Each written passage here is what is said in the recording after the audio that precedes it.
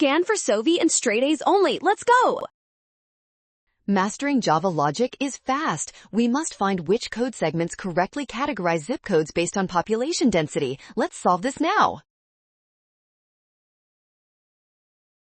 Segment 1 uses an if-else-if structure. This works perfectly because it checks the highest density first and then handles the suburban and rural cases in order. It is a solid choice. Segment 2 is broken because it lacks else statements.